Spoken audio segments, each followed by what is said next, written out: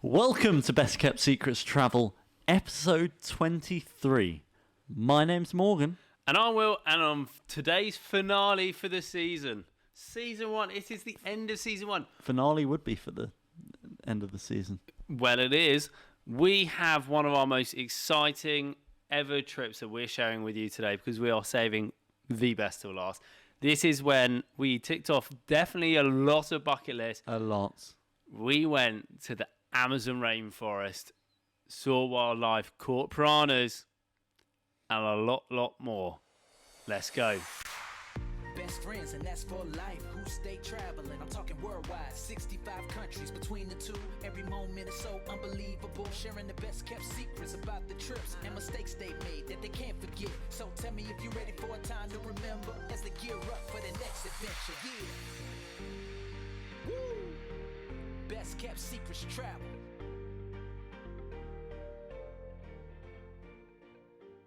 Now, Will, we have come so far. I cannot believe we have actually made it to the finale. From idea to getting here, there has been so much. Just the improvement in the video quality we've seen throughout the season.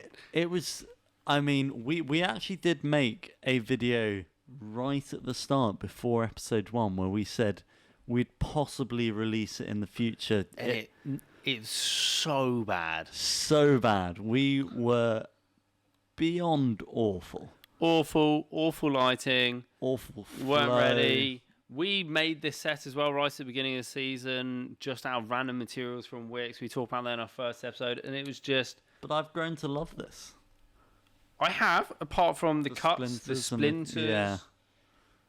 And the yeah, so... And I stand on wires a lot around I here. loved it, and now I've come to hate it. I still love it. But we have gone from talking about our trips to Vietnam. We've spoken about our camera tips. We've talked about how to save money in so many places. Until now, what has been your favourite episode so far? My I don't remember that one. Oh, I don't know if it's just a single episode. It is hard. It is hard because, you know, throughout the season we've given all of our viewers and listeners best kept secrets, top tips, whatever you want to call them, how to save money. Well, you call them best kept secrets. How they can improve the enjoyment, the experience of their holidays, giving them deep dive and in-depth information into places which they would love to go or they wouldn't even think about going. Like one of our episodes this season, we covered you going to Chernobyl, which some people would never think of in a million years, and we went into depth about that. You know, we covered the likes of Australia when we went there traveling together. We've covered Indonesia. We've gone to Budapest. We've done those countries, but then we've even taught people how to haggle on the street, getting your best value for money, how to be savvy with your money in the airport whilst booking flights. Do you book late? Do you book really early? Just going really in depth, and all we're going to do is keep going. This is not the end. This is not the end at all. But if I had to push you for one favourite episode that you just felt like rolled off the tongue, you felt really passionate I don't know if it was one of the ones which rolled off the about. tongue. I think because it was so early on and we knew it wasn't a great episode. Like in real terms, it really wasn't a great episode. But we'd never delete it. It's part of it now. Even the ones, you know, where we're eating rotten fish, I found that hilarious. In hindsight, it was hilarious. During the time when the way my body reacted and everything wasn't so good. That was a lot of fun. Which other ones? Ooh, my favourite. Australia was a fun one. Australia was because that was very so easy.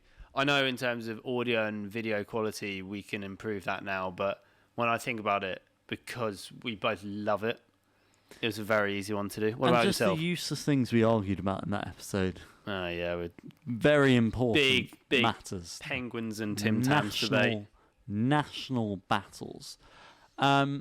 If I had to pick one, I think the episode that I just, for me, flowed and I got most passionate about, and you even commented after we filmed it, was the Vietnam episode.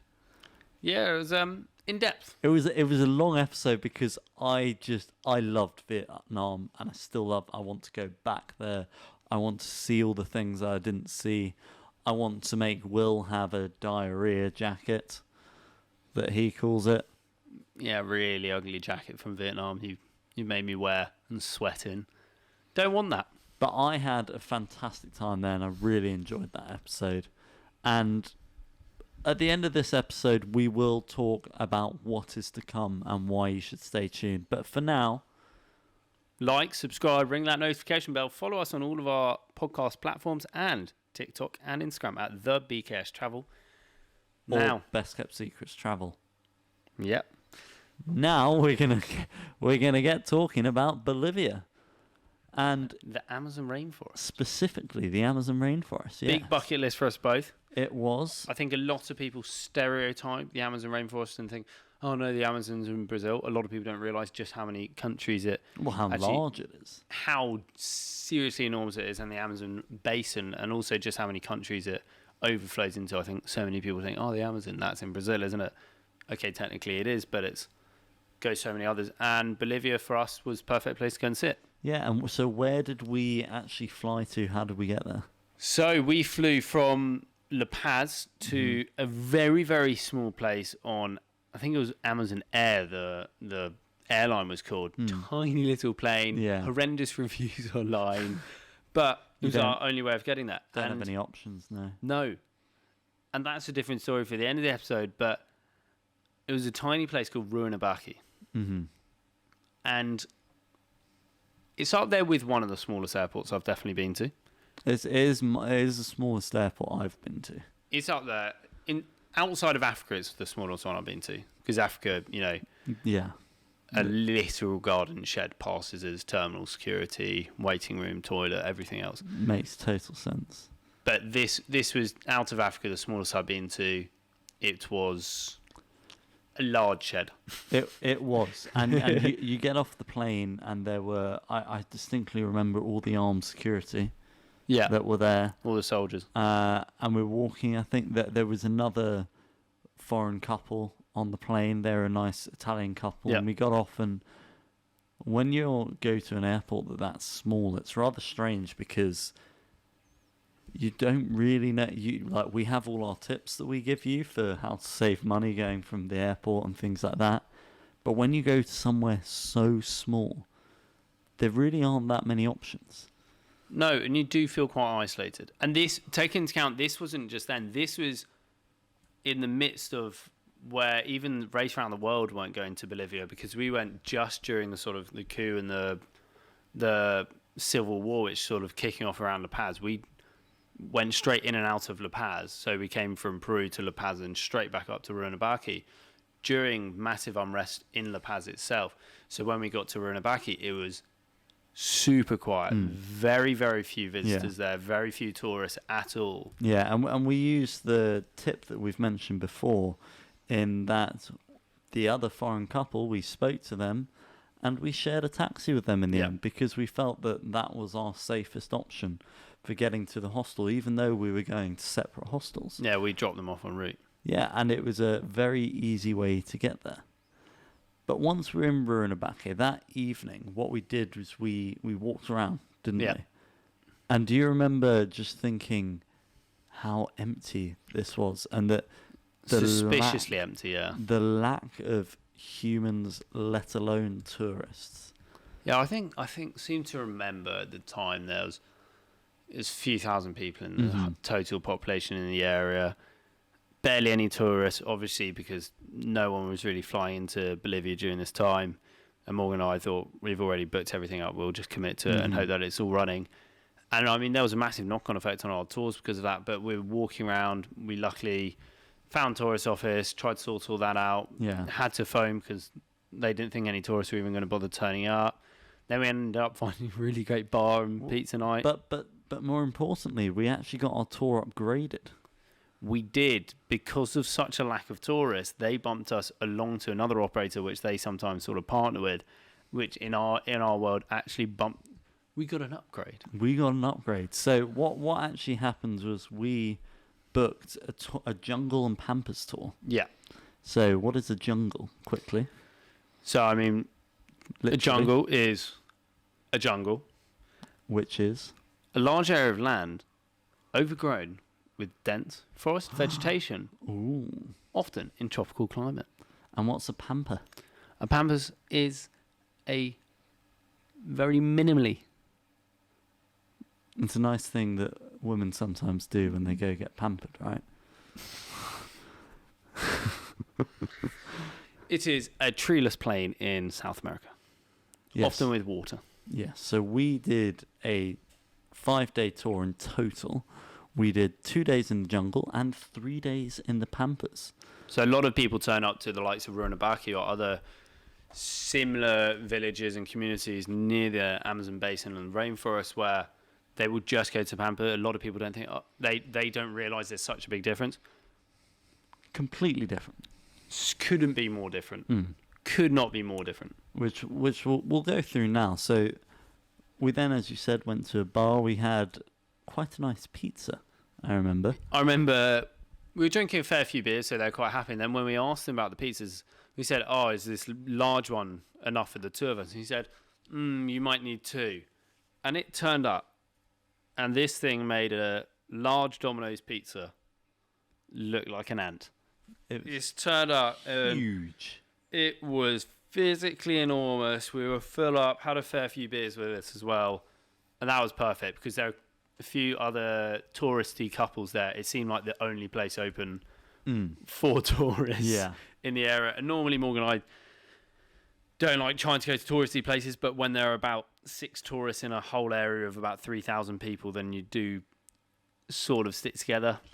Yeah. Especially when you don't know anyone and you haven't met a guide or anyone who can sort of guide you in that sense of where to go.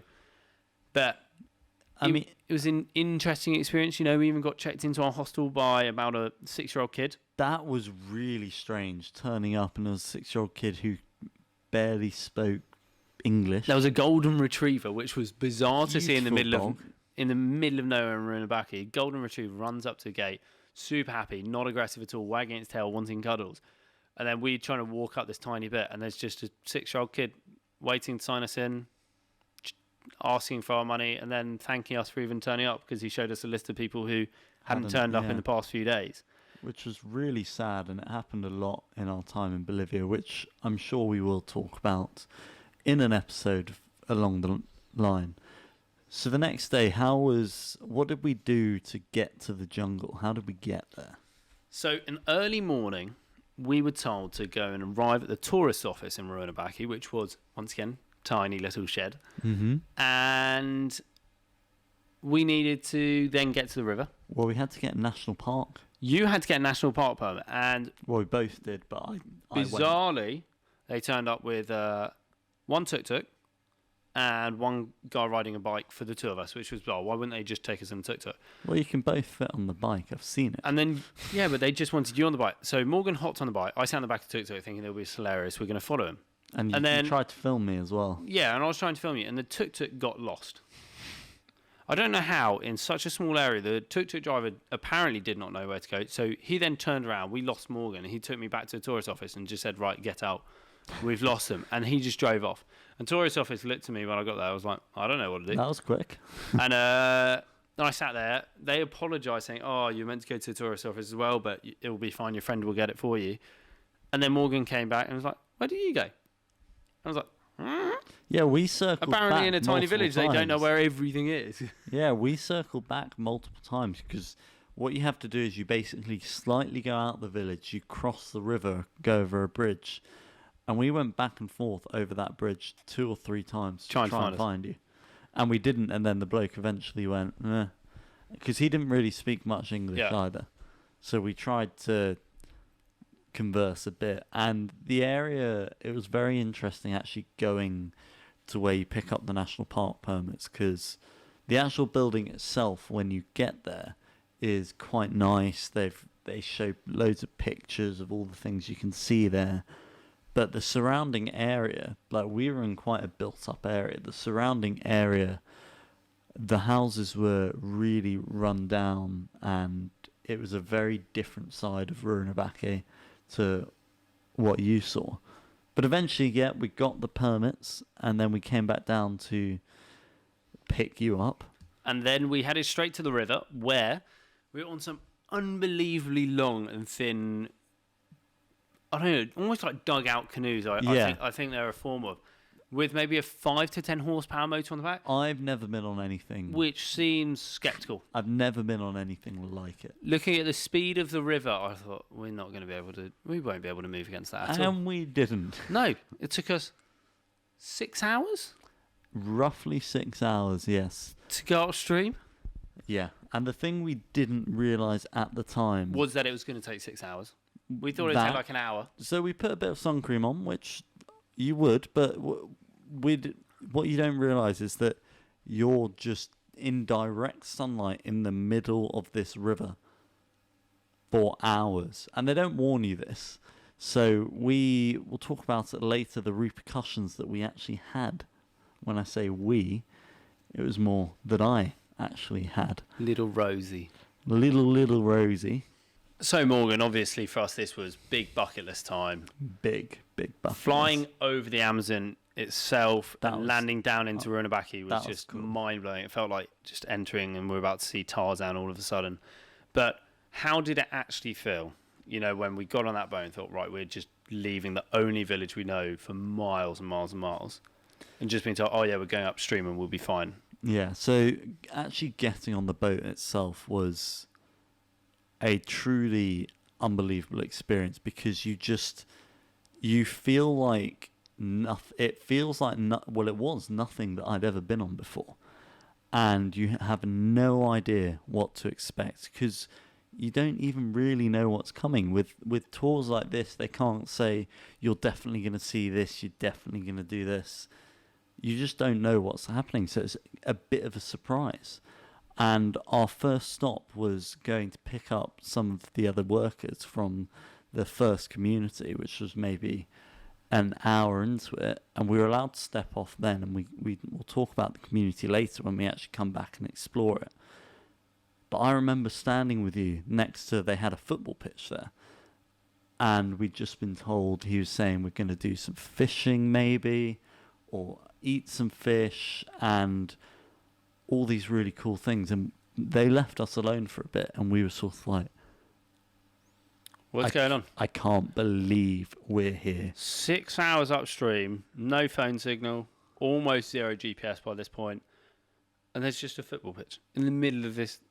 We were your face when we he started up, talking about fishing as well. And I was like, wait, so I know we're in the Amazon and it's famous fishing. I know there's piranhas and stuff, but right, fishing is one of the main sources of protein in the whole of the Amazon jungle is fish. Yeah. And I wasn't ready for just the sheer size of some of the fish and then being told about them.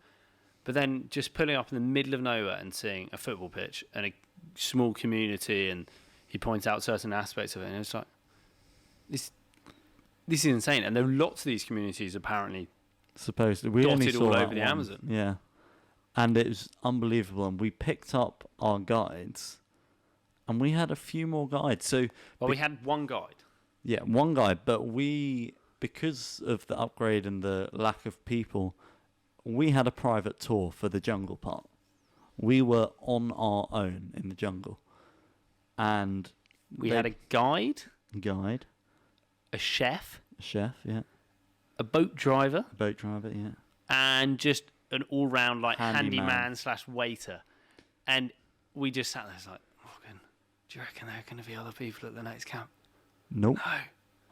No, not at all. So there were two people for one of us, which was mad. And we stopped off for lunch at this.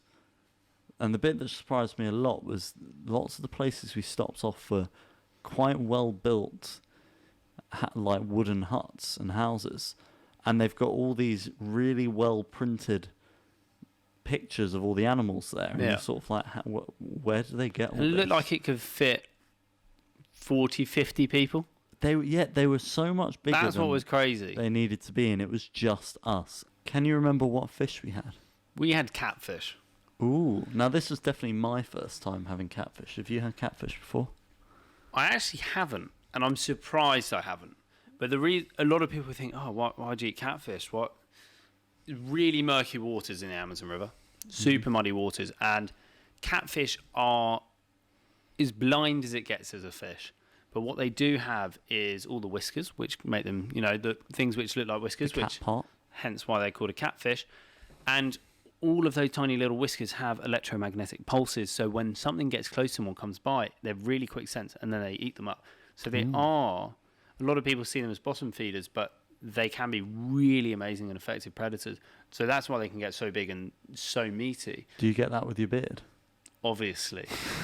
And they cooked the catfish for us over an open fire, but they did it in a very traditional way, similar to how in Asian cooking you would wrap meat, chicken, fish in a pandan leaf, and then you put it over a fire. And what the leaf does is it stops the actual contents of the meat and vegetable from burning at all. It keeps it super moist, so then it's always tender. And then the flavour of it is amazing. But the catfish was super, super good. And we actually ate some later as well. We did. I remember really enjoying that catfish. No, that was really good. And then, so at the end of our first day, we'd had a very small sort of walkabout, big talk about the area, asked lots of questions. Lots of sitting down on a boat. And then we got to our campsite. Which was weird. Like another hour or two away from the first community we're at. Yeah, for me, it came out of nowhere. Like, we went past things that looked like there were paths. Yeah. And when we actually got to our accommodation... Could not see it far. Did not see it coming. No. And it was tucking into that sort of mini crevice. The cove on the side. Then do you remember trying to climb out? Yeah, it was really steep. Super steep. Yeah. Trying to lug everything up. They're like, oh no, we can help carry, but like, take these bits. And we got off and like, Morgan, where are we? Yeah, we were in the middle of nowhere. It's like, Morgan, do you have GPS on your phone so we can track it? No. So I looked on maps.me and checked, and I had no GPS. I don't know if at any point in my life I don't know if even anywhere in Africa it got to that point where I thought I literally can't even find a GPS signal.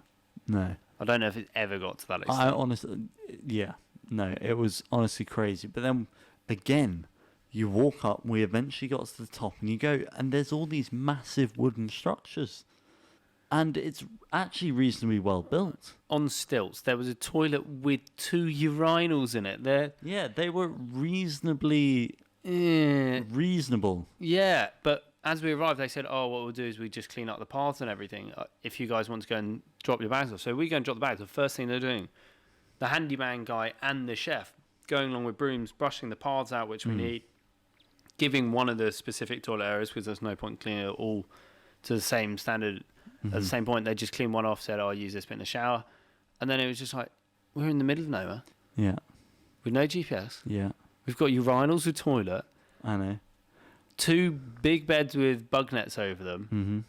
And then the sun went down really early. It went really quick. And I remember the first time actually walking up to our accommodation, we saw on that wooden post, do you remember the termites? So many. They'd actually built some of their termite mound physically up along it like a little tunnel. It was really interesting. And this was the first time where we were actually felt in the middle of the Amazon jungle. So every time we stepped, I honestly felt like I could see thousands of things move.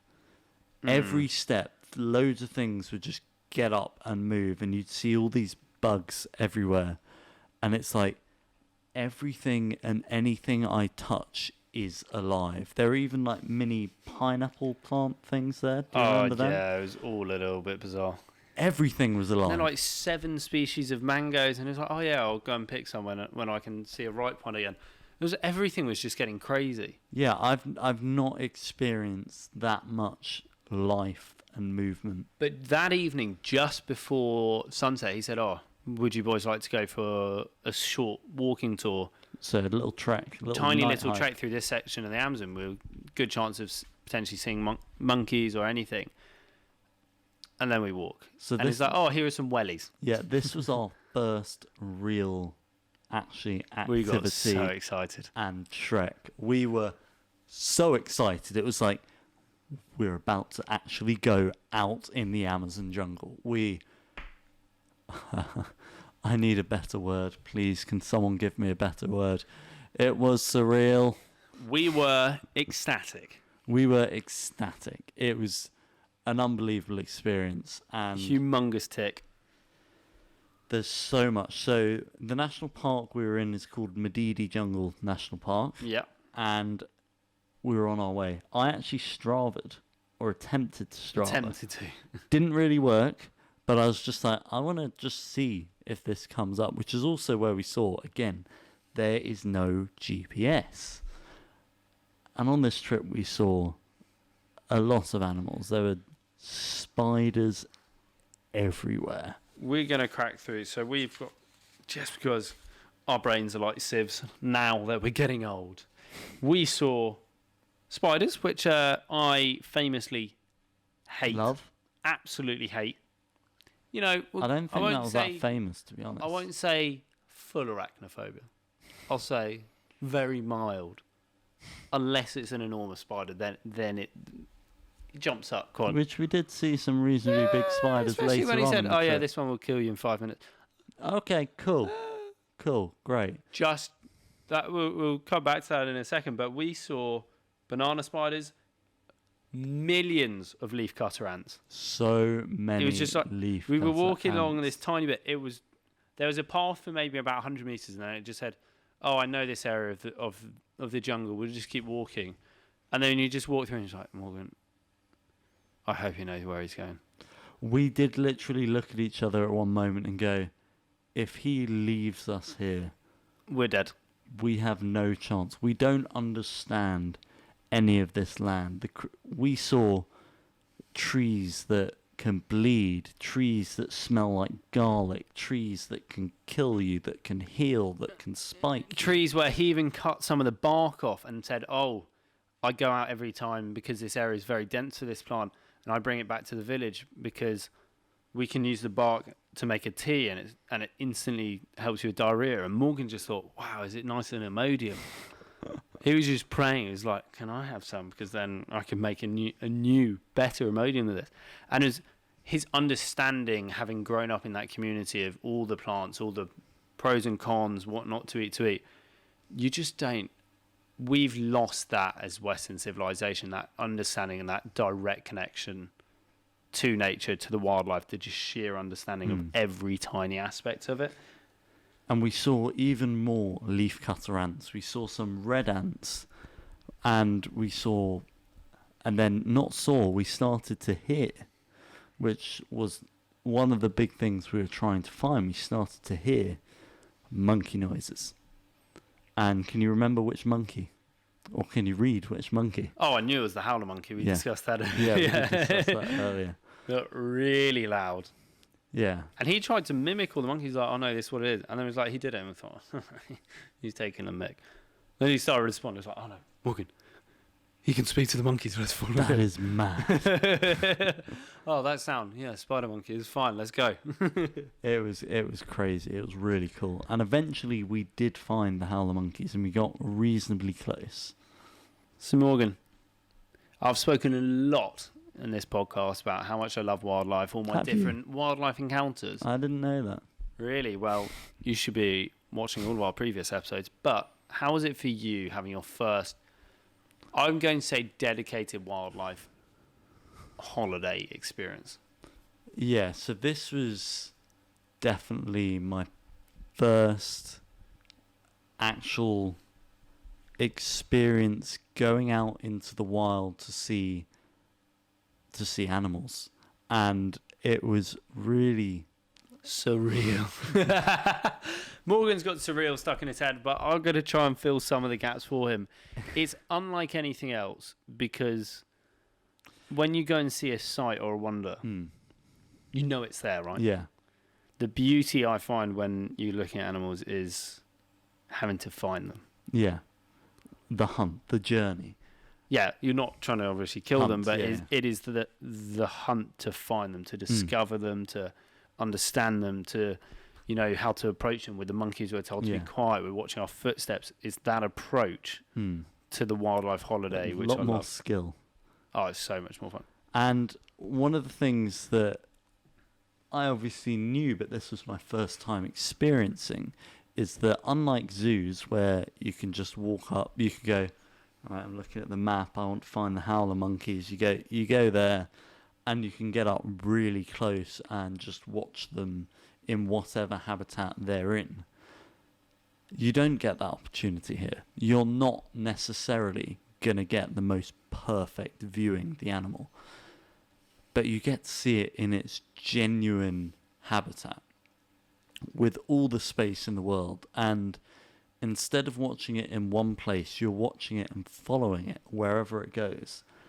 And I think that made it just really exciting to do. And I was definitely stood there a couple of times because we were in silence, where I was just like, I honestly cannot believe I'm here.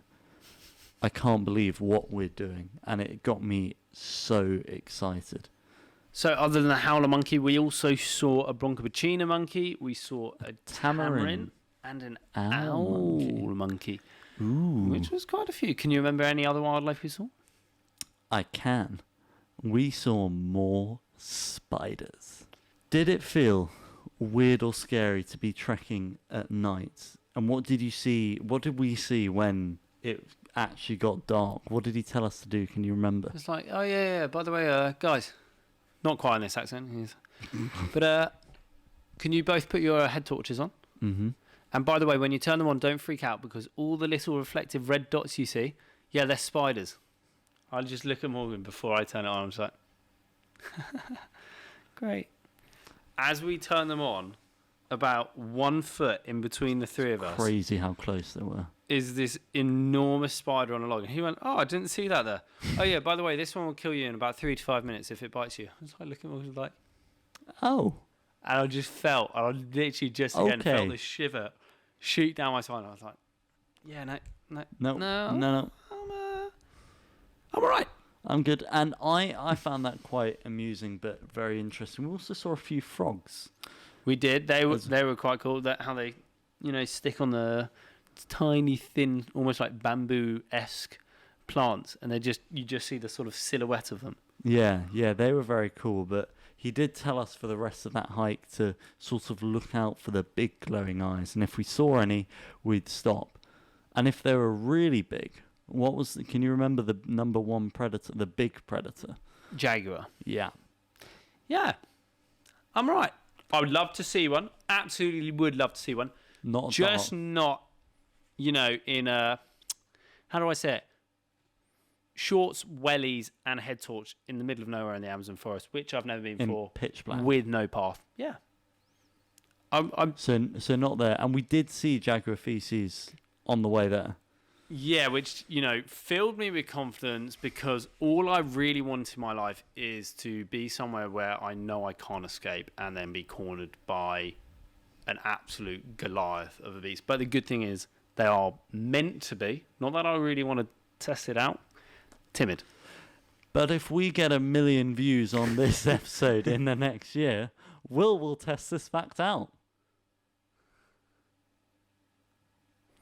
So once we got back from our trek, it was our first night in the Amazon jungle. So how did you find that? And so our sleeping arrangements, we had the big mosquito next. We watched a bit of Jack Ryan. Well, we had dinner. We shared one of these. They do these big bottles of beer, and then it was like, right, there's not much to do, and the sun rises super early in the morning. Yeah, we're gonna go to bed. But actually, and then we stayed up and watched about an hour of Jack Ryan. Yeah, but where we stayed was really nice, and I actually didn't get bitten during my sleep. The mosquito nets during them we effective. didn't. But do you remember? Just before we had dinner, he said, "Oh, by the way, now we've just got back. Get changed and check each other, because you need to see if you've got ticks." And Morgan and I looked at each other like, "Great joke. Thanks for the warning." Just thinking like, this guy's got to be kidding. And the second we both took our tops off, I've never seen a tick so small. I've seen them on my dog where they're fairly sizable, they're full of blood. These were about fresh 1 mil in size. They were so fresh. small. Yeah, but I think I'd like 2 on my leg, 3 on part of my chest, 2 on my shoulder, and I just looked at her like, I don't know, like a dog D-ticker where you twist them. Worth it. Let's just try and pinch and twist them and just pray. Hope, yeah, that we pray don't for the get best. And I think we infected. found only a couple on you, and it's like, oh, nice to have, got Warned us, pre-warned yeah. about this. Could have worn, trousers, long sleeve shirt. No, t-shirt, shorts, and wellies. Let's go. Yeah, but that was definitely a fantastic start to our trip. I think one of the things I remember you telling me as well was you didn't expect, whenever you're in one of these places and it's just so dense wildlife, how loud it is at night. Yeah. The crickets, the sort of cicada style things, all the frogs as well you can hear at night. It's louder at night. The constant noise is definitely surprising. And again, this goes on, everything is alive. And it genuinely is. And in those sorts of places, I'm always worried when I either have to shower or go to the toilet, because I know I feel very vulnerable Yeah. at that point. Knowing everything's alive, it's a very scary moment. But fortunately, survived. It is a lot of fun. So we had a good night's sleep. Obviously, the nice cicadas and frogs were keeping us nice and awake. They were singing. How did you for find us. the next day? Because we went downstream. Yeah. It was a lot faster. What I did realise in the morning, that I was severely sunburnt. Oh, really? Yeah. That's really rare for you, Morgan. I'm not sure why. I don't know what happened, if I'm honest. I put sun cream on. I did everything my mum told me to do. But You just didn't do the one. Your mum obviously didn't tell you that. Obviously, when you're sat in a boat, you need to do what the locals do, which was just cover up. stick a towel around yourself Yeah. as your defence. So we did see that on the way there and every day, that even the locals covered up on those boats. So after that, I was long sleeve everything, and I was covering everything. I was more surprised, they didn't do the logical thing, which was for a boat, you're regularly 6 to 8 hours upstream. Why they didn't, make a tiny little canopy roof for them? Slightly logical, maybe too logical. Yeah, I'd go with too Yeah. logical. So going downstream was so much quicker, Yeah. obviously. But it was almost surprising how much quicker for me, because in what spent like an age to go from the community Back up. back up, it took no time at all to get back to the community. And here we actually got to spend time and meet some people in the community. So we were given a bit of a tour around the communities, weren't we? And we were shown the school, which is a classroom. Yeah. It looked like they had their school books, desks, everything. And we were even told about how they punish people who do wrong, because obviously they don't have a police force. No, but No. right the obvious place where you stick anyone in your sort of village jail cell is right next to the school, Makes total sense. right to me. next to the front door of the school. Perfect sense, obviously. And they would throw them in there if they were really drunk and they were going to be punished the next day. They'd throw them in there overnight. And then the next day is one of the main common punishments was someone in the village would quickly pop into the jungle, know exactly where to find bullet ants, lock them up in a rack, and then, depending on how severe the punishment was, get them bitten X amount of times by a bullet ant. Apparently, that would hurt. If this video gets 1 million views, Morgan's going to test that out in the next 12 months, 1 million views. Otherwise, it's a little bit unfair. Actually, yeah, I'd rather... Oh, which would you rather? Go find a jaguar at night or Bullet ant. have a bullet ant? Yeah. Yeah, Yeah. bullet ant. Mm-hmm. Yeah. We were then introduced, and this was my favourite part, I think, of the community. We were introduced to a woman who owned some land, and she grew lots of different crops, including sugarcane. Yeah. And she took us out to a sugarcane field, hacked down She looked. machete. She was one of the oldest in the village as well. Yeah, machete-wielding woman. And she hacked down at this sugarcane and then sort of carried it, or gave some to us and carried it, and took us to this, what looked like an old-fashioned medieval torture device. Yeah, it was a almost gigantic wooden cogs. And if you're on YouTube right now watching this, we will show this along whilst we're describing it. But for the people listening on podcasts, it was like giant wooden cogs where they would normally have a donkey or a mule walking circles round just because of sheer strength, but instead they have white tourism power. Exactly. So Morgan and I ran like idiots, with Morgan giving me absolutely zero help because he was trying to film it with one hand. Clearly showed that as soon as I stopped pushing in the video, you then couldn't push it very far anymore. Because you claimed the outside lane. So it showed you had more leverage. It showed how much, even with one hand, I was helping. But what was interesting was, what happens was they push the sugarcane through, and by us pushing it around, it pushes the cogs, which then squeeze all the juices out. These juices come down into a bucket, but what they've put over the bucket is... tights. It was either tights or an old camouflage t-shirt. Tights. Camouflage tights. Or a t-shirt, or it looked like worn clothes anyway. Yeah. They just super hygienic. Put it on, and the sugarcane juice was going down into it. And once we've done all the hard work, we got to reap the awards.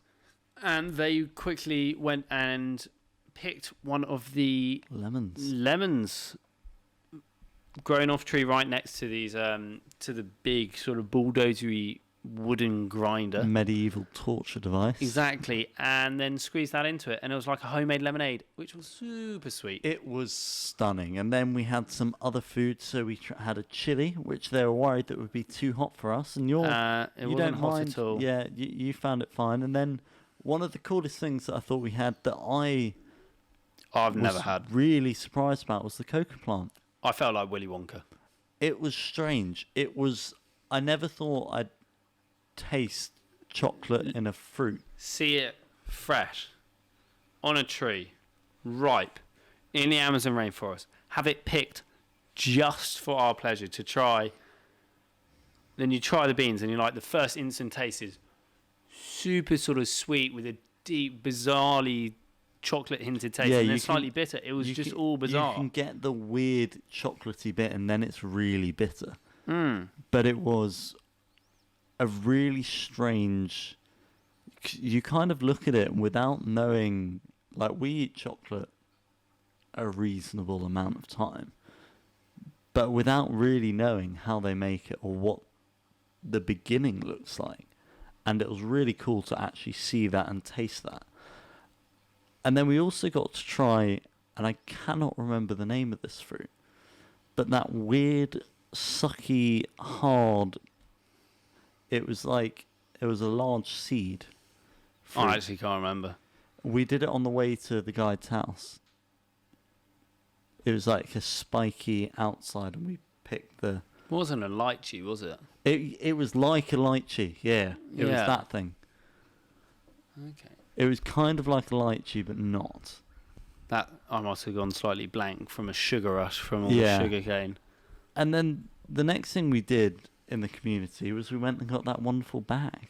We did. We then saw the other oldest lady in the whole village, in the community. We saw the community drunk as well.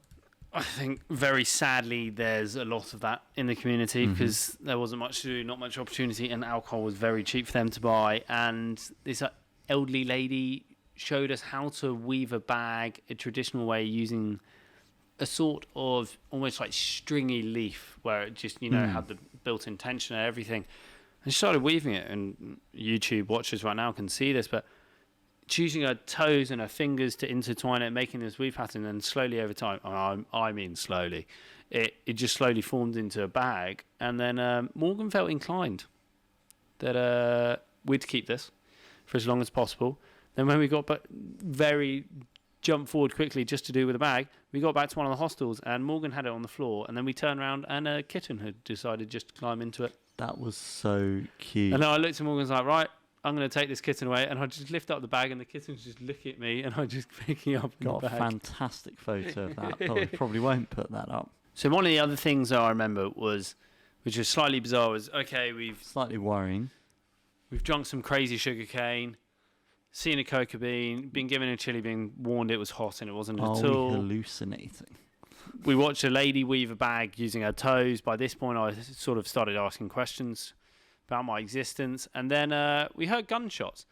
And at that point, I really thought to myself, am I now hallucinating? Have I had something which Are we going to die? yeah, which I wouldn't consensually have. And our guide told us that it was a big celebration, and due to the cost of gunpowder and cost of guns and everything in the village, it was a big celebration if they firing off guns, because their equivalent of a firework, effectively. But they do it very regularly. Yeah, as which well. we found really surprising. But we were just walking back, and it was like, oh no, it's just fine. It was like, oh yeah. Okay, I believe Yeah. you. 4 hours deep in the Amazon rainforest in a tiny community, no one in the world knows it exists, and then you hear gunshots. Just Slightly concerning. at Just this imagine that in the UK, you're just watching a football game, and every time someone scores, it's just bang, bang, bang, bang. Yeah, no, wouldn't. It would be very strange here. But then that was our last thing that we did in the jungle that day, and then the next day, we went for another trip where we went and saw some birds. But first, we had to get there. So we were sort of. The boat stopped at the edge of the river, Yeah. and we had quite a long flat plain to go walk across, and we got no warning or explanation as to what to do or how to do it. And we started walking, and our feet were just sinking. It was like a mix. It was like muddy sand almost. It was ridiculous at this point. It was so we eventually took our shoes off because it made no sense to wear shoes. So your feet, which then Our guy wasn't wearing shoes at all, ever though ever. But then at this point, we were told, makes let's take sense. shoes off. Yeah, makes sense. And by the way, when you walk through the tiny little bit of water, there could be Cayman, so just keep your pace up. Cool, great, thanks. Nice. Yeah. So yeah, we made it across. The actual walking on the mud when it's barefoot was fine, unless you stand on something spiky, which there were all those things sticking out. Yeah, and we also sunk about a foot deep at And points. some bits, yeah. And then we had to do the river crossing. And then we get to the other side and we're trying to put everything back on. And we walk up, and again, it's another really steep bit, not really a path. And we get up, and then again, an amazing wooden structure. This was large. This was a jump up in quality of wooden structure. It was about 300-400 meters of raised walkways throughout this, but it was part of a sort of mini national reserve section where they used to educate. And our first reaction when we got there was we both just started singing the Jurassic Park theme tune. And then It genuinely felt like that though, because as you just said, it was huge, but there was no one there. but it wasn't like it was super overgrown. It looked like it actually sort of been cared of partially. Yeah, so it was almost like the dinosaurs have only just escaped and everyone's left. And it was along here where we came across we found the tiny baby tarantula walking along the handrail, which actually was pretty we were cool. just sort of sliding our hand down before almost, and then we're like, oh no, Yeah, no not more. touching, no Massive more. tingle down my spine now. Hope Yeah. that's not a tarantula and that's just my emotions. But then we got to the end of this, and right at the end was this tower, and we just went, wait, what? And then we just started hearing these noises, and we just thought, holy cow. And then there's about a Loads 200-meter of birds. cliff. And they weren't any birds. These were red macaws. yeah. These, live for something ridiculous, like up to 80 years. Their wingspan is enormous, like a small plane flying overhead. And I think this must be, and I've absolutely no clue if I'm correct, but I do believe that I must be one of the densest populations of it around, or known to man. No, yeah, it was really There must be impressive. 50, 60 in this cliff face. And we 100% more than that, and we just stood in there in silence, in awe, just watching them as they sort of, watching them move, watching them sort of fly out, fly together, and then come back in and land on the cliffside. It was a truly amazing experience.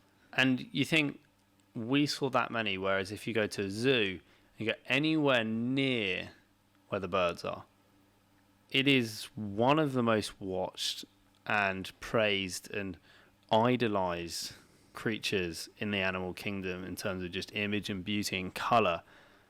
And we were there, just the two of us, with a guide, with 60, 70 of these birds constantly in and out of this cliff face, and we just went, this is insane. Bucket list just kept getting.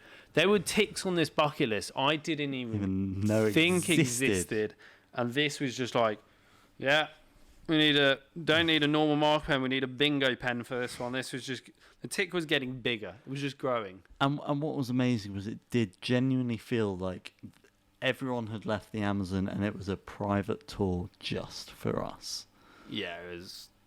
It got to a point as well where I actually didn't. I stood there sort of thinking, like, if all these tours were busier and there were more running, would we have been there on our own? I've absolutely no idea.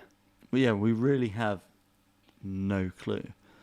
And then once we'd spent quite a while watching these beautiful birds, we started walking back and we heard some monkeys again. This time, it was squirrel monkeys. Tiny little squirrel monkeys. Very cute. So these monkeys, we heard them, and we knew that basically the elevated track we were on was essentially not a circle, but you can go around it.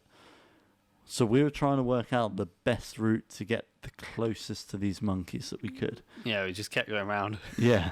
And we eventually, because they just kept moving, but we eventually got really close to them. And it was really amazing to watch these animals jump around, jump between the trees, jump on each other, play their own games.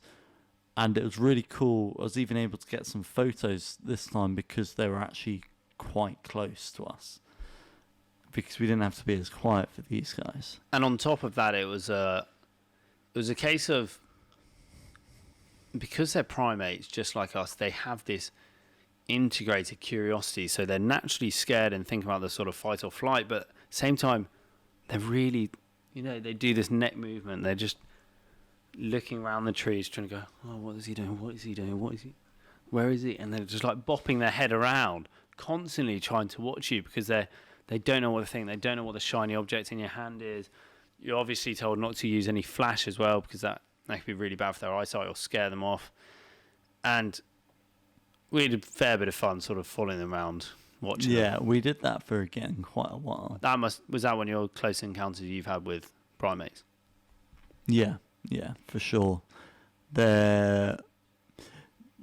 I got quite close on Monkey Island in Vietnam, but that was very touristy, where lots of people are going there every day.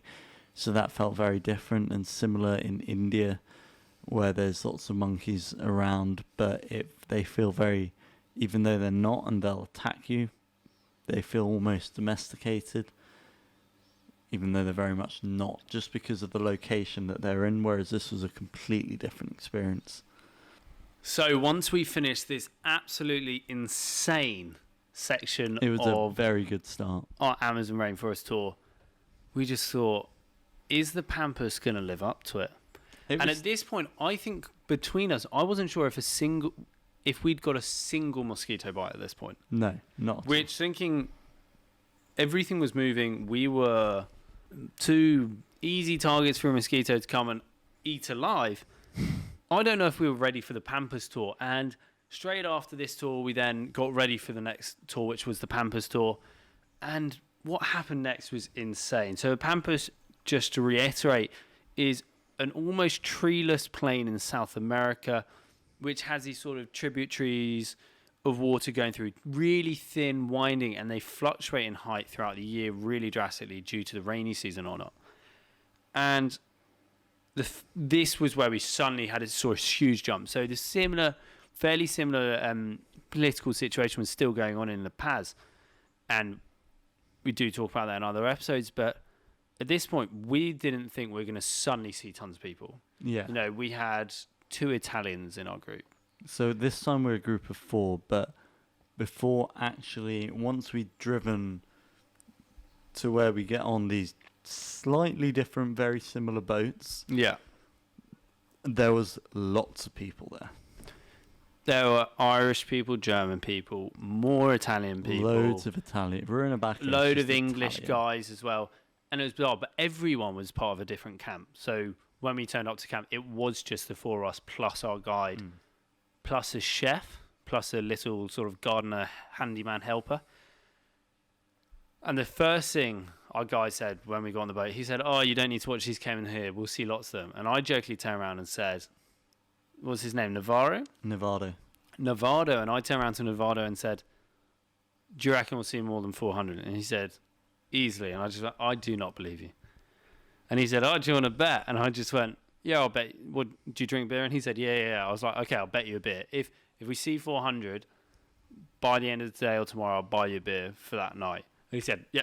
He basically dived in my hand. I just thought, if I see over 400 Caymans, it is worth a beer which costs something like £1.20 or £1 at this place. Surely not. I did not believe it. Yeah, so very quickly we saw well over 400 Caymans. Yeah, like we stopped counting well before we arrived because... Yeah, within the first sort of, 5 to 10 minutes, I think we're well over 100.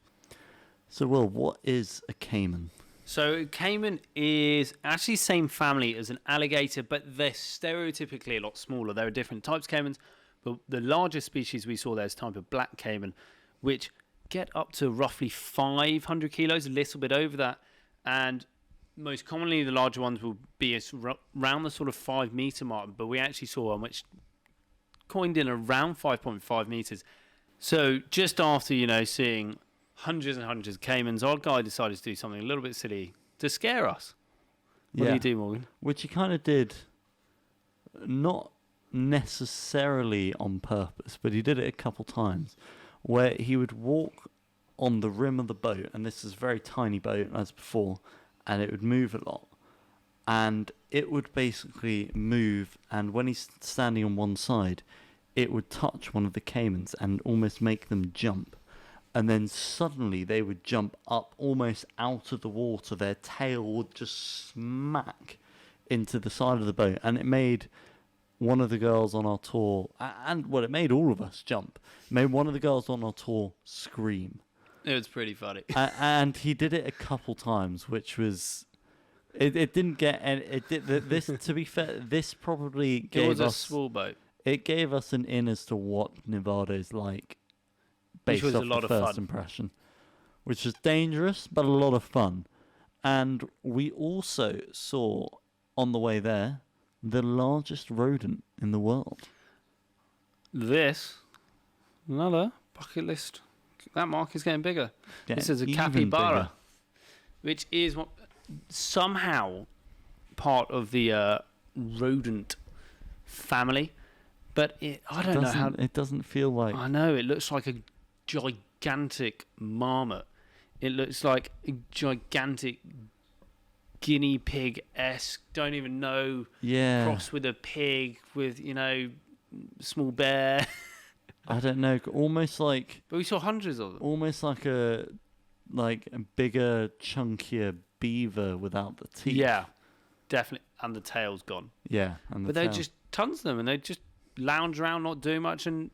Stay away from the Caymans. Yeah, they said every now and then a Cayman will take one of the small ones, but the big ones are really... Strong. Really strong and really quite huge. I kind of want to know now, and I will look... What makes them a rodent? If you know the answer to that, comment below or send us a message, because we'd love to know. Yeah. Again, this was definitely a bucket list for me, and we saw this a couple times on this trip. We saw toucans. We did. And... Which was amazing. Another bucket list. Amazing. A wild toucan. That was something else. And we were told how rare they are to see, and we saw 2 of them together. Yeah, and when you see them from a distance, just because of their beak, they are so The beak looks bigger than the rest of it. recognizable. Yeah, it was... That really excited me. That was one of my favourite things I saw, for sure, because they're so bright and colourful. We also saw some eagles and southern screamers, which is another type of bird, which were all pretty cool as well. And then we got to, again, our accommodation, which was surprisingly nice. It was a step up. This was our upgrade. This was our upgrade, people. This is where our tour really went boom to boom just because of the lack of tourists around, and this was passed on And we got our lots partners. of boom. And the tour we ended up going with was Dolphin Eco Lodge Travel, which, touch wood, they've survived COVID and they're still able to run. But I mean, this was really nice. There were maybe about 12 sort of mini lodge rooms which are available, all completely separate to each other. Morgan and I are in one, and the Italian couple were in one together as well. We had amazing food. They did popcorn in the evening, and it was nice. It makes you think how different your experience would probably be if it was a full tour. And I wonder if ever, there's or 12 huts, so let's say. and I there's wonder 20 if it's people. ever full, or if in a different time of the year, different season, when it is completely busy, is it ever really full? I'm sure there are times where in busy season where it got full. And that'd be such a different experience. So the noise that you How made, busy the river would be. I just think it would be so loud. It would be absolutely insane. So as I mentioned earlier when Morgan and I were discussing about going on these sort of wildlife holidays, it's the fun of the sort of hunting and the searching for these animals is trying to really find them. And one of the realities of it is you might see something spectacular, and sometimes you might miss something which you really wanted to see. You know, you could go to Africa really wanting to see lions or a leopard or a cheetah, and you might not see them all, but you might see one or a couple of them. And it was the same. We went out on this python hunting trip thinking, not as in to kill them, but to try and see them in the wild and like try and, when we say hunt, we mean try and track these pythons. And we didn't find any. No, the only thing they can guarantee on this trip is caimans. Exactly, but the awesome thing as well was just how different this section was, because we were so used to, we were in the Amazon, it was completely we were in the Amazon, it was super dense, and then suddenly we were in the Pampers, which open up and it's just sort of long grass, really muddy, almost like a marsh, and it was just instant change of scenery. Yeah, it was really strange, but it was a different type of hiking because we were fully in the sun. We were going through more bog type things, so the Italian couple at times, one of them fell over in the bog because their boot got stuck. Yeah. And we did see there are pythons there. We're confident of that because we did see some python skin. Yeah, we saw the skins, we saw some of the sort of like slither marks, but we couldn't find any of the snakes, sadly. No. And it was quite exciting, and we also heard and learnt a bit more about our guide Novato and why he had a hole in one of his shirts. Yeah, we got shown a crazy video of when There's another guide. it was another guy thought he'd pick up a snake and slightly wasn't very nice with it and swung it around slightly, and as it swung round, its fangs just went straight across, and we didn't believe this, and Novato just went, oh no, I've got a video of it, because one of the clients was filming the snake, and then you see it hit me, and he just showed this gash and these two tiny lines actually on his skin as well where it's scarred, and they were really bad. Yeah. But that's not as crazy, because on our next night trip in the Pampers, going out really late, the bugs were insane. The fact that we went from what we thought we were going to be eaten alive, we ended up in the Pampers, which obviously there's a lot of water. We got eaten. We got eaten. And the bugs here were honestly the worst I've ever had in physically. I don't know whether it was they were suicidal or they just attacked the light. When we were in the boat, and we turned the head torches on because that was otherwise you couldn't see anything. They were just flying, and some of these bugs were quite large, and they just kept flying and hitting us and going like that all the time. Well, we had our head torches there, they'd flying towards them and smacking us. It wasn't nice. It wasn't a pleasant experience, but at the same time, you kind of needed the light, and we did have our red lights as well, but needed the light to be able to see, and the red light made it a bit better, but there were just so many bugs that they would still fly. But there was something slightly crazy that Novato did, which Morgan decided he wanted to do himself and be filmed doing, which I I'm really sorry to Morgan's mum, but by this point, I actually couldn't stop him, and his life was in his own hands. Well, you actually, and there's a video of this saying, you go, Morgan's going to get eaten.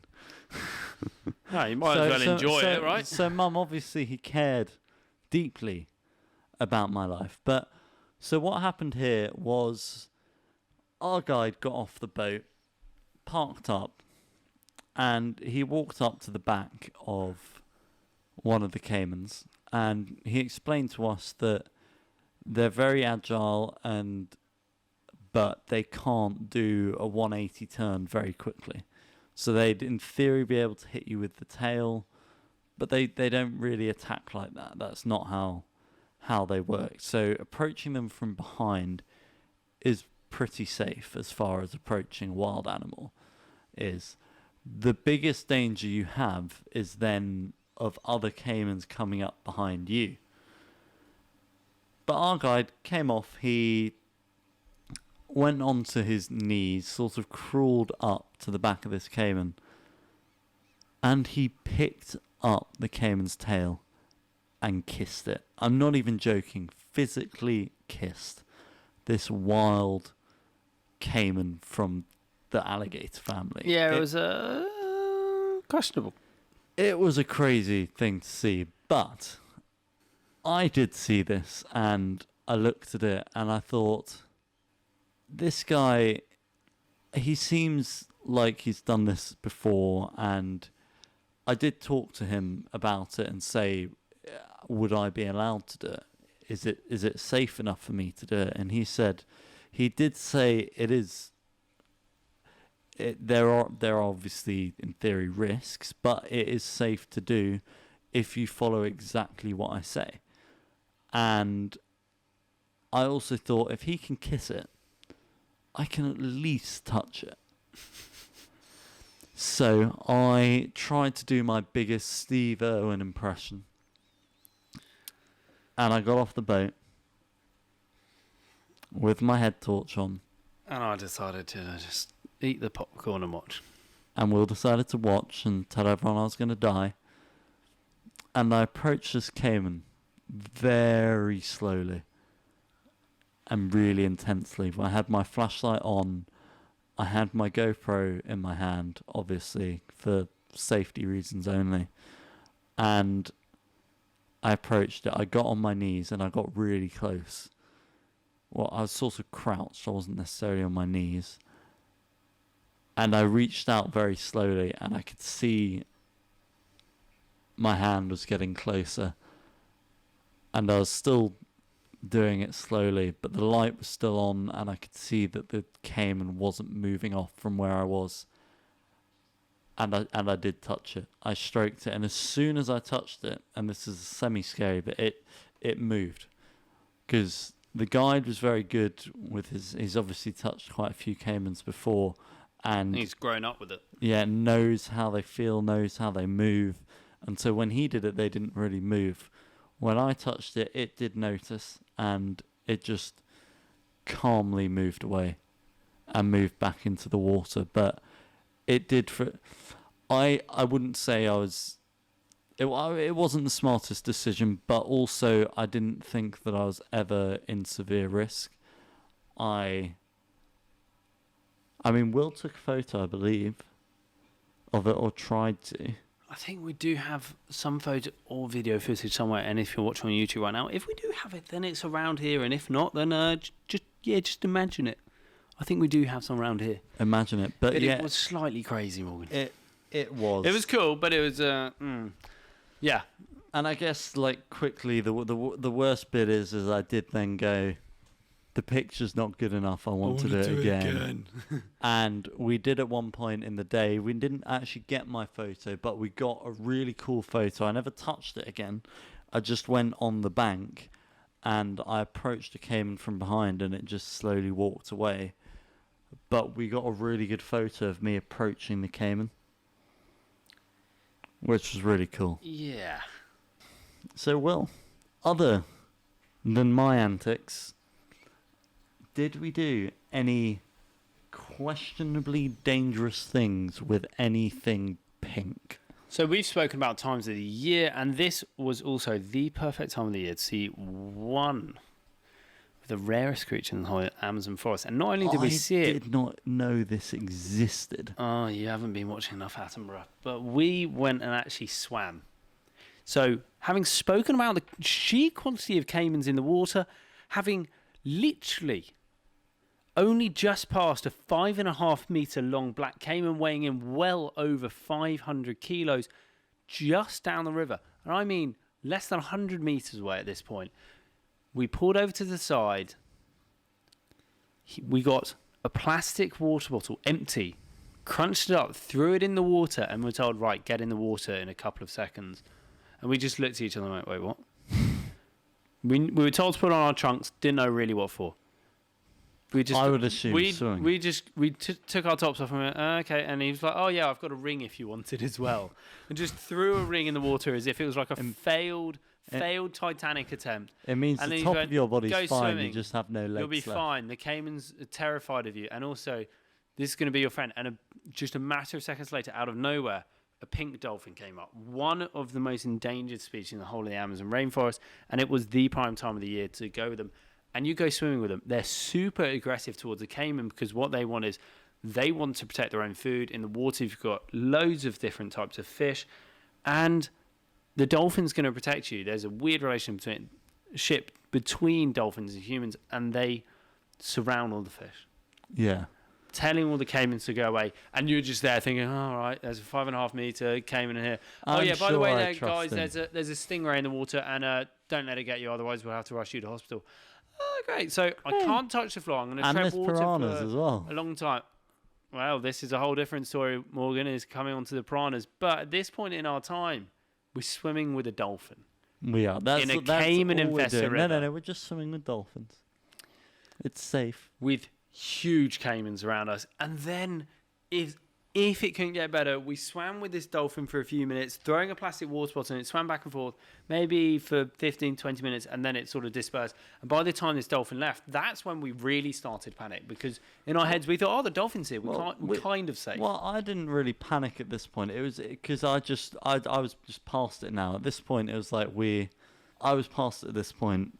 At this point, I was sort of like, we're in it. I'm sure it's fine. If the dolphin splashing scares the caiman, I'm sure our splashing scares the caiman. But what then later happened was we saw a caiman, and we were keeping an eye on all the caimans because they were sort of keeping an eye on us. They were just sort of sitting on the bank watching us.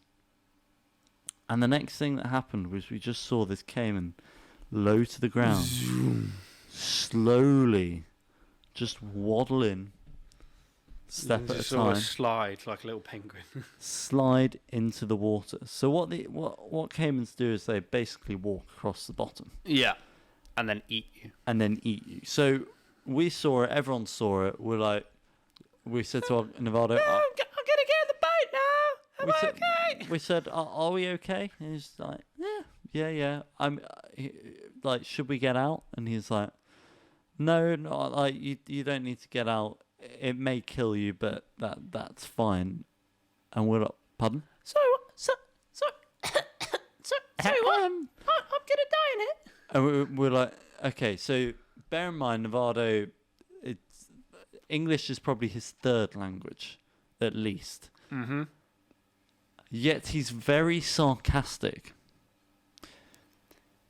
So then we asked him straight, should we get out? And he was like, nah, you'll probably be fine. Right. Yeah. We're getting out now. And we were sort of like, are you like, is that serious or should we get out? And he's like, I mean, can any of you see it? No. It's at the bottom of the river. We can't see it. Oh, I didn't realise you couldn't see it. Yeah, if you can't see it, you should probably get out.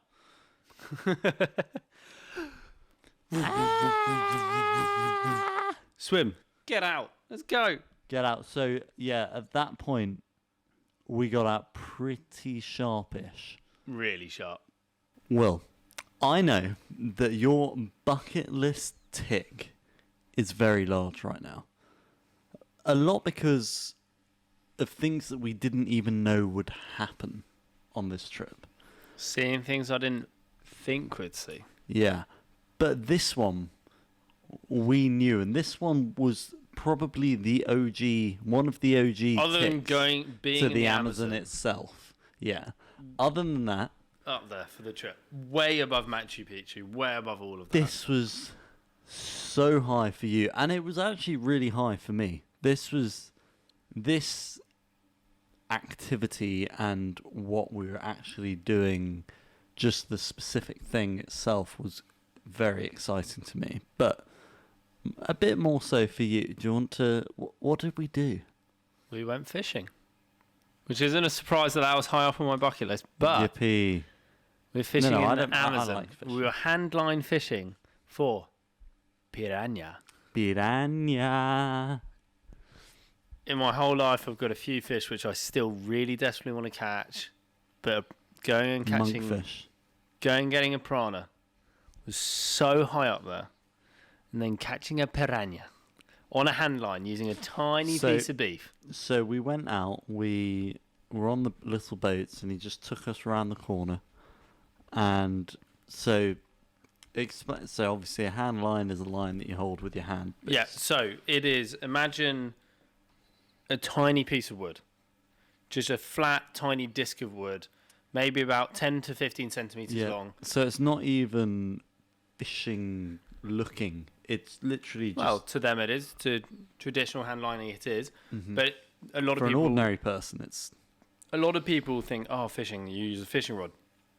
Fishing rods came way further down the line. Hand lining is one of the oldest style types of fishing, and this specific type was a small, tiny section of wooden plank. It maybe had, at most, 10 metres of fishing line wrapped around it, and it had a really small hook on the end of it. I mean small, so if you're an actual fisherman, it might have... a size 12 hook on it. It was a small hook because you want to make sure that it goes in, maybe a size 10 hook. And then we use the tiniest piece of beef. Tiniest piece.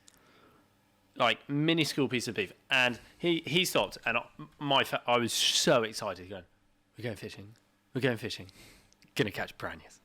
And I was not ready for the little split second that I dropped this hook in the water. Split second. It was like fish were on. It wasn't like we'd baited the area at all. It was instantaneous. It just showed how densely populated and how dense the fish stock was in this Pampers, right next to Ruanabaki, in the Amazon, and my face just exploded. It was intense. Then there were these tiny fish which they called sardines, but to us they almost looked a tiny bit more like a miniature herring.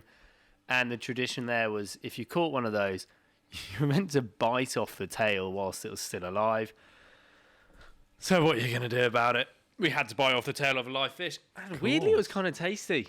Not going to lie. It's tasty. Not that humane for anyone out there. But got to do what you got to do when in the Amazon. Rome.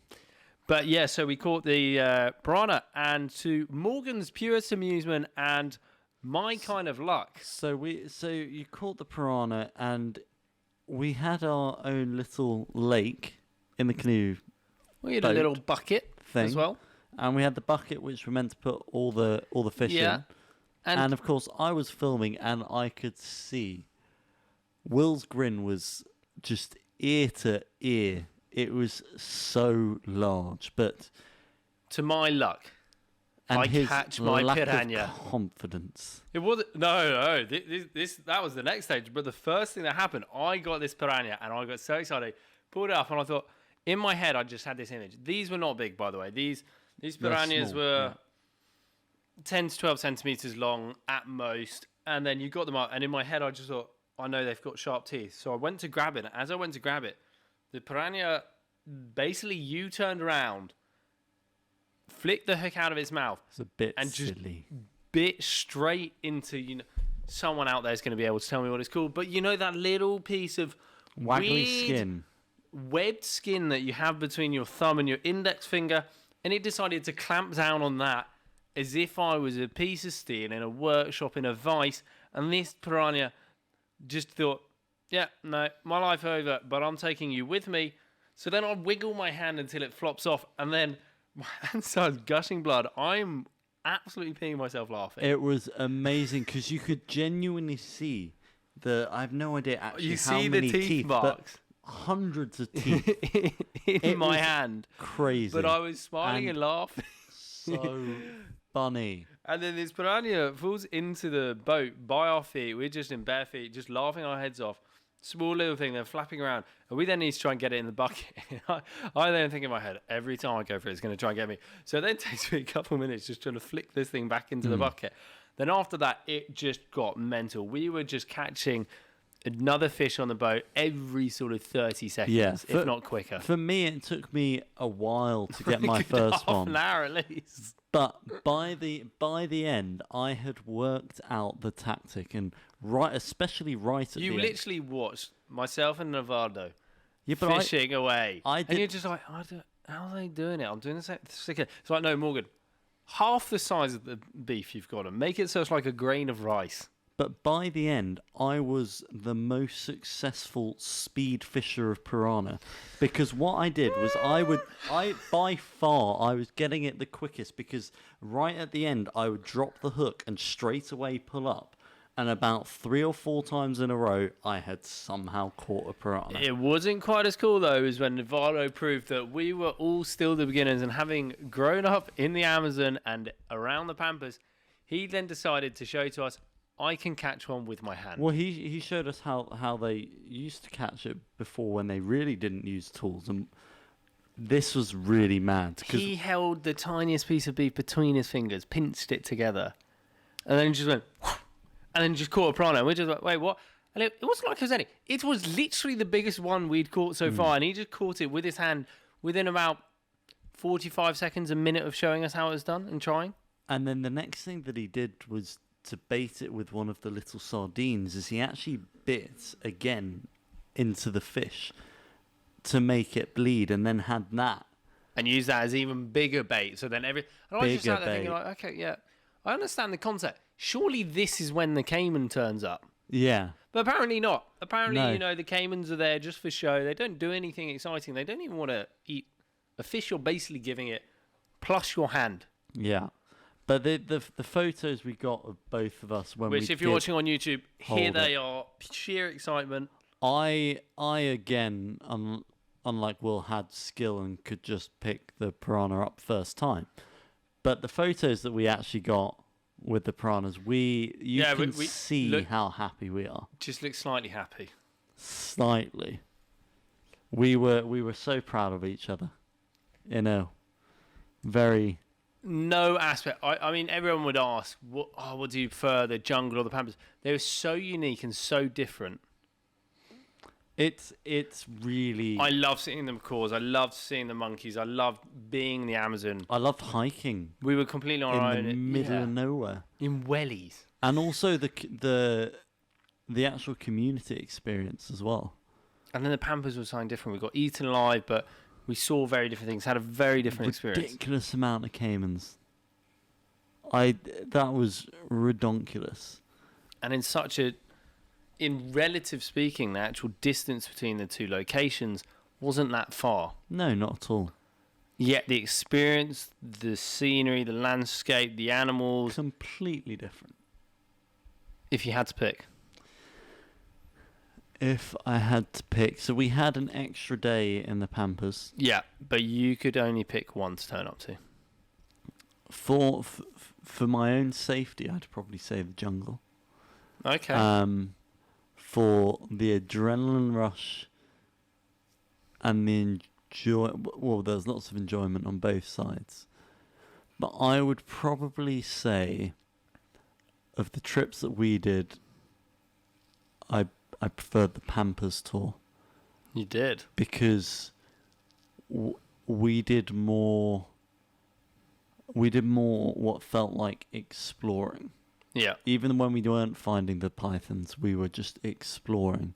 When we were trying to fish, we had no idea that we were going to find the fish. Whereas, bar the jungle hike with the jungle stuff, it was very much these weirdly impressive wooden structures. Yeah. And so I'd probably say the Pampers, although it is impossible to say, and I would 100% want to go back to both.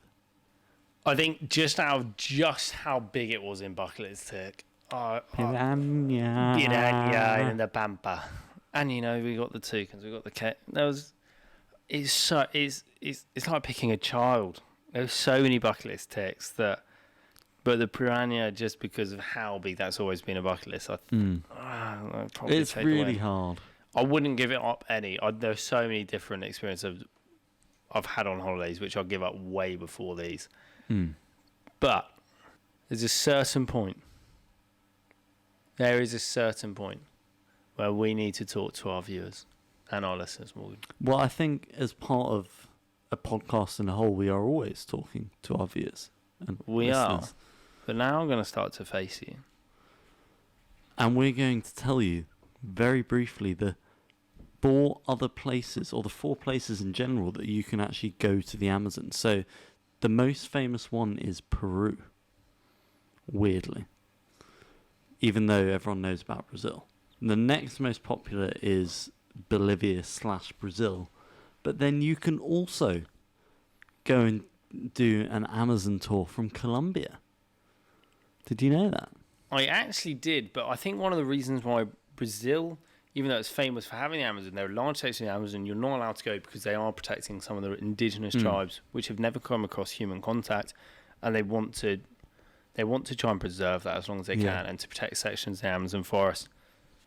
If you were to go via another country, do you have any idea? I don't know what I'd expect to see. I don't know how the experience would be different, because the biodiversity in the Amazon is just so insane that it wouldn't. I don't think it'd feel like the same trip. I think it would be very different. I think you could go on the same trip and do a jungle and pampa tour, assuming that you can do jungle and pampa tours in all those locations, in each of them, and you'll pretty much do different things each time. I think it'll be drastically different, and you'll see different things. I think just everything about it, I think, will be drastically different, and that's the amazing thing, is the Amazon's so big, and it holds so much, and we've done one section, but that's definitely not the end of our Amazon story. And not at all. And we like to grow trees. We do, in the Amazon. Because if you help, you only need you and a couple of friends to help download this podcast on one of our podcast platforms, which helps us grow. If we get for every 50 downloads, we plant another tree, and we have planted a load of trees in the Amazon. And for every 100 subscribers on YouTube, we do plant a tree in the National Trust. But what we're going to do is a one-off special. If we hit 10,000 views on this episode before Christmas, we will go and plant an extra, as a season finale, end of episodes. Let's go for 23. It's episode 23. We will plant 23 trees in the Amazon if this hits 10,000 views by Christmas. By Christmas. I think that's fair enough. I think it's fair enough. If we hit 20,000 views by Christmas, I'll quadruple that. Quadruple. And we'll round it up. We'll go to 100, right? We're just going to completely round out. We'll do 100 trees in the Amazon if we get 20,000 views on this video by Christmas. We're going to go for that. We're going to aim high. 1 or 3. So what we need to do to get that to happen is you need to click on that link at the bottom of the video on your podcast and share it to family or friends, because that's going to help us grow. Because this is the end of the season. This is our finale. This is us wrapping it up. This is us wrapping it up, because you always got to wrap it up at the end. But this isn't the end. This next week. Quite possibly next. You know what? Next week will be a trailer. Next week we will give you a trailer. You're gonna tease them. Tease them. Maybe not even a trailer. Maybe we'll just do a mini studio tour of the new studio, of because season 2 studio. As we have mentioned a couple of times before, we did build this beautiful studio, and it's been through quite a lot, and it has been very useful and exactly what we needed for season 1. But we are moving out now. We're going to end up moving into London, and we'll have to attempt to get together some new studio, whether it's going to be as big, whether it's going to be a lot smaller. We're going to get something together so that we can always get out tips and tricks, these best kept secrets to help save you money, to enjoy your holiday more, and to share our mistakes and our wins of our adventures so you can, well, I was about to say you can make them too, but you can avoid the mistakes and you can make those wins as well. And just because you got to this part in the episode, I will give you the briefest of snippets to season 2. It is going to be bigger and better in every way possible. Morgan, are we going to have interviews? Yes. Are we going to do deep dives into places that our fans want to hear about? Yes. Are they, if they listen to us and apply it to their own holidays, going to save money? Yes. Are they going to absolutely love their holidays and make the most out of them if they listen to our tips and tricks and our best kept secrets? 100%. If you follow our best kept secrets, you're going to have a fantastic holiday. For one last time, we have been through a lot this season. We have grown, we have improved. We feel we've got better. And by you still watching us, and we are growing right now, actually at a really fast rate. Genuinely so growing. Keep pushing it, keep passing on. Our podcast is growing, our YouTube channel is growing. We started this season not that big. 0, and now we're a lot more than that.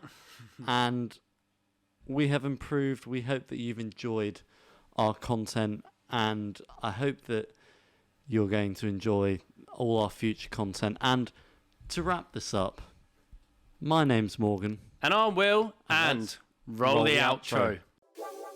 Yeah, let's make it happen. I hope that you can handle going on adventures, best kept secret travels. Yeah, all over the globe, having fun, you know the deal. Amazing secret locations, hang out with Morgan and Will. Educate and entertain, haggle in the market, sharing their experiences. Time to get it started. Let's go.